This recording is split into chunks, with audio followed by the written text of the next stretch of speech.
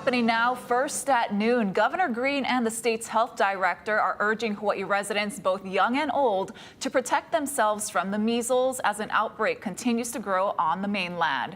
They're holding a press conference 2024, there were right 16 now to discuss the urgency across the country, Let's listen 284 cases. Then 2025, just in these first few months, as of about Friday, we had 607 cases across 22 jurisdictions, 22 different states. And I think that this is actually before we put ourselves on this map. So you can see it's going up like this. And if we're not careful, you'll see thousands and thousands of cases of measles. And that will mean, significant numbers of serious complications or fatalities. Next slide. There we go. 95% of the people need to be vaccinated. I told you our rate is 89.8%. The national average is 93%. If you look at the schools in Texas, though, and the communities in Texas, their rates were lower. Some communities, and I'm not judging, some communities vaccinate less. Some people are more isolated. But the measles doesn't discern whether you're from a Mennonite community or you're from a community in a rural part of Hawaii, or if you're on a plane and you're traveling to an international destination. If you're not vaccinated, you will catch the measles. Here at home, we have some dangerously low coverage in certain areas. There were a couple schools that were mentioned. In general, in different parts of our state, there are definitely schools under 75%. That's one way to look at it. There will absolutely be outbreaks there if we get unlucky and if a person ends up in the school with measles. So we're going to be careful. If your kids are vaccinated, they're fine.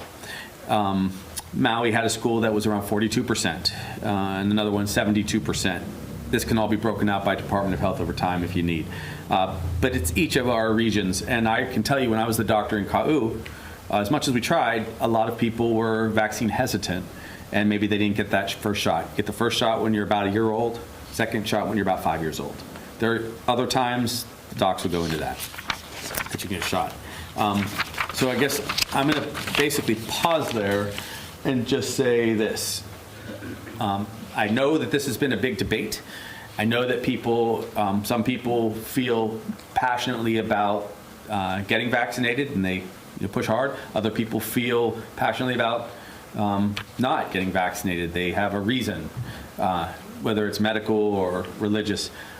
We are dealing with that in a new way. I signed a new emergency rule today that if someone has asked for a religious exemption, but they still now feel they would like the measles vaccination, that will not be held against them. They will be able to maintain their religious exemption if they, in this case, want to get a measles vaccination. And the reason for that is because we're trying to be very inclusive. It's just this is a tough disease. If it spreads, and it could affect a lot of our people, that's why we're having this press conference today. So I'll pause there, and then we'll have. And we're going to have more on that story coming up on later editions of Hawaii News Now. Meanwhile, President Trump signed an executive order this afternoon aimed at boosting the coal industry. It comes as his new reciprocal tariff policy is set to take effect. Erica Brown has more from Capitol Hill. With less than a day before President Trump's reciprocal tariffs on dozens of countries are set to take effect, the White House says he's open to negotiating with trade partners. These are tailored, highly tailored deals. Right now, Japan is flying here to make a deal.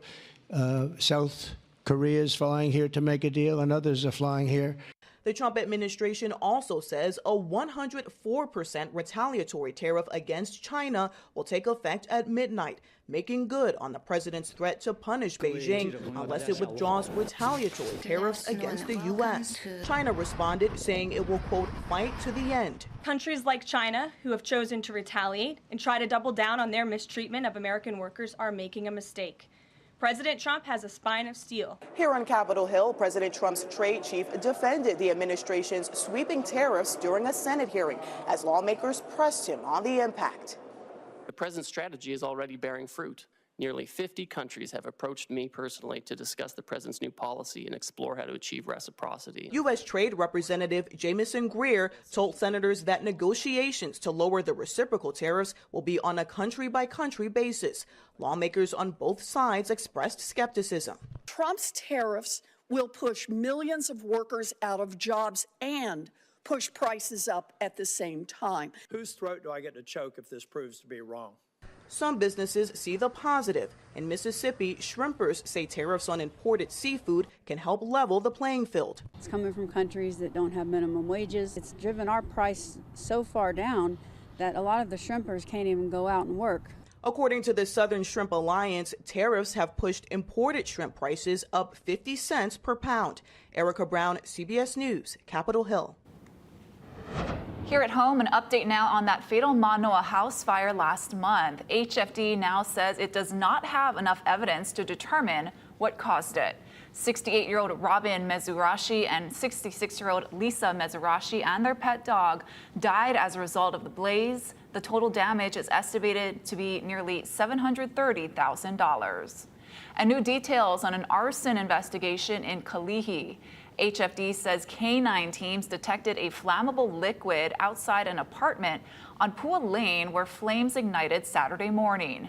No one was injured, but 8 people were evacuated. Damage is estimated at $18,000. Police have not released any suspect details. An HPD officer is on restricted duty for allegedly providing confidential information to suspects in the New Year's Eve fireworks explosion. A dozen people have been arrested for the deadly incident. Our chief investigative reporter, Lynn Kawano, has more on the officer's status. The 5-year veteran of the force has had his police powers removed while the criminal investigation continues. Officer Austin Evalico is part of the widening criminal case stemming from an illegal fireworks explosion in Aliamanu. Sources say Evalico is being investigated for allegedly researching the case on the internal system, then giving confidential investigative information to the suspects. He could be charged with a criminal offense in state court or federal court. So he could be looking at unauthorized access to a computer or even obstruction of justice in the federal court system. Those are serious allegations. This deals with departmental security, the integrity of the investigation, the integrity of the records keeping system. It could be obstruction. There could be other charges depending specifically what he did.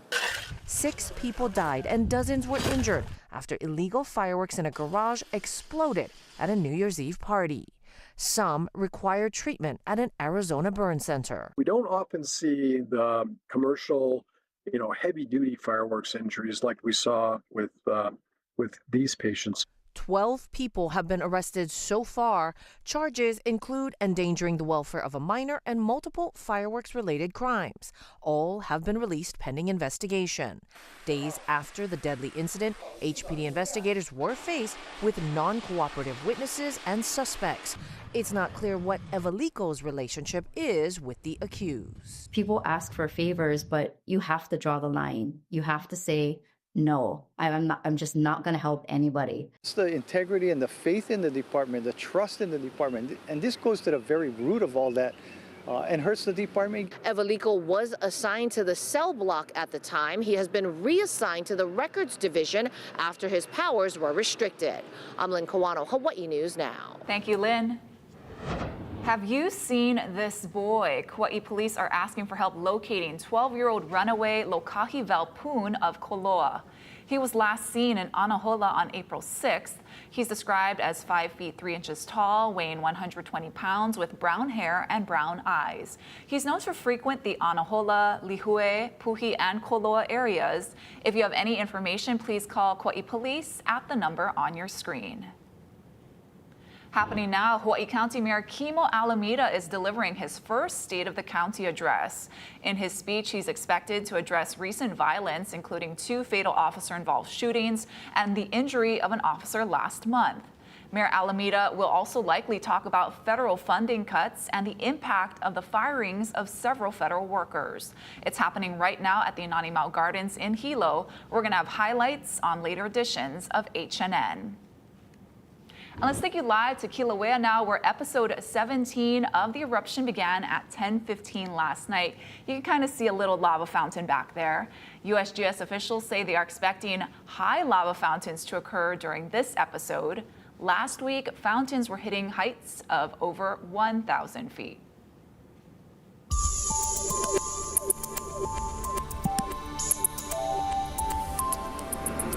And thanks to the trade winds, the VOG isn't going to be moving across the entire island chain. We've got overall northeasterly flow out there, and you'll see the VOG, especially with the ongoing eruption, is going to be staying off to the southwest of Hawaii Island. So we're still going to be seeing hazy conditions along the Kona coast of Hawaii Island and also near South Point of the Big Island as well. But Maui County, Oahu, and Kauai are relatively in the clear in terms of VOG over the next couple of days. And these trade winds are going to be sticking around. You can see overall northeasterly flow in town around 15 miles per hour, Lanai City around 18, northerly winds in Kahului around 17 miles per hour. Overall northeasterly flow is expected to continue all the way into this weekend. I'll walk you through our first alert windcast and take you island by island coming up. Thank you, Drew. Honolulu Mayor Rick Blangiardi showed off his fishing skills with a catch over Lake Waimaluhia. Now, he was on hand as catch and release fishing is returning to Ho'omaluhia Botanical Garden. A family fishing program will start up on May 7th and will be open Wednesdays and Saturdays. And a new online reservation system has been created to allow users to book 2 hours of free fishing for a group of up to 5 people. You can bring your own pole or rent one on site. The reservation system opens Wednesday, April 23rd. Look for a link at our website, hawaiinewsnow.com. The U.S. Supreme Court allows the Trump administration to resume its controversial deportations of Venezuelan migrants, but with limits. Details ahead on This Is Now. Plus, the Hawaii International Film Festival is kicking off its spring season with a dynamic lineup of movies, panels, and workshops. Casey Lund has all the details in 2 minutes.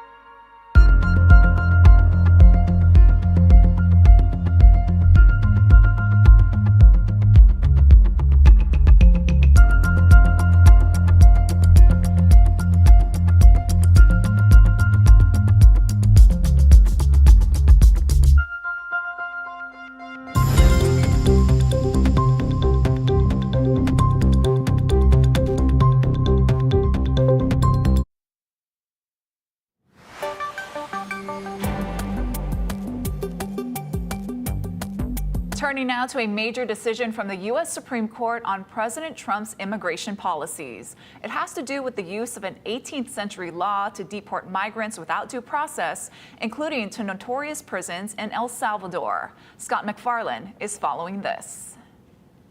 And last night, in a 5-4 decision, the Supreme Court justices stopped a lower court's order that was blocking the Trump administration from deporting migrants to El Salvador under the Alien Enemies Act.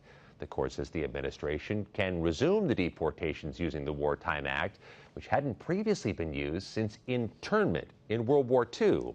But the High Court did impose limits, saying the administration will have to begin offering some due process to allow these detainees to challenge the allegations that they're gang members, which could take the teeth out of using the Alien Enemies Act, which allowed the administration to expedite the deportations. Writing the lead dissent, Justice Sonia Sotomayor said the court's ruling was giving the government, quote, extraordinary relief and added the court should not reward the government's efforts to erode the rule of law. The Trump administration's response to the ruling, they called it a great day for justice in America and vowed more deportations are coming. Scott McFarland, CBS News, Washington. Here at home, a major celebration of film is returning to Oahu. The Hawaii International Film Festival's Opio Fest kicks off tomorrow at Kahala Mall. Casey Lund has the details on what moviegoers can expect.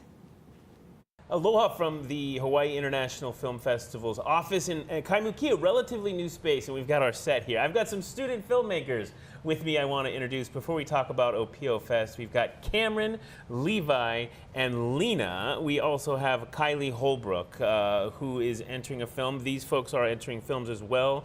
We have past winners. You were past winner for Opio Fest last year for Best Screenplay. How did that feel?